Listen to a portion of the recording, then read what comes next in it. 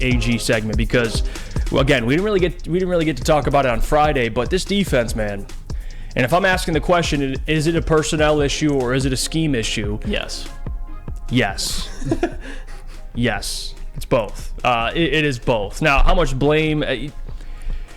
My problem, and it's been a problem all year, is the pass rush. And like that's been a consistent problem. And of course, good defenses. Hey, if you have a lot of talent, it does help kind of boost your defensive coordinator, no matter what you're scheming. But of course, you have to put your players in the best situations to succeed. So, there's a little bit of both. And we've seen a lot of guys in this defense have career years. Like Alex Anzalone is a guy that no one really thought would be this productive when he first got here.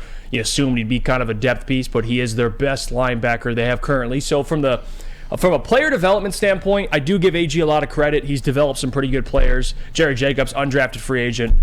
He's helped out with getting guys and improving their game and getting them to be really full-time starters in this defense. But a lot of it, though, is are they starters because you just don't have a dude?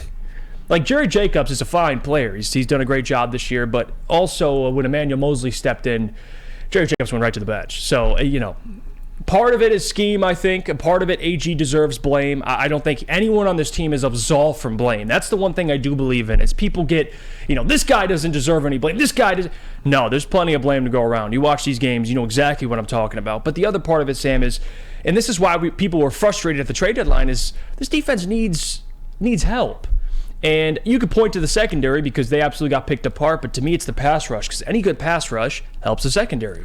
You look at San Francisco, the 49ers, they don't have a great secondary. They have some Chardavius Ward, who's playing really well, Tufonga, who's pretty good. But typically, 49ers are getting torched. Their secondary isn't elite. Eagles' secondary isn't elite, but they got a damn good pass rush.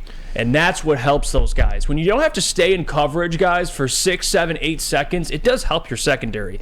And to me, that's been the biggest problem. So if I had to pick one, I would lean personnel.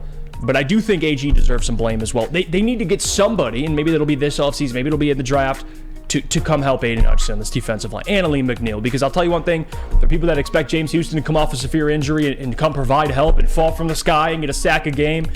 I just don't think that's happening. It's unfair for people to expect that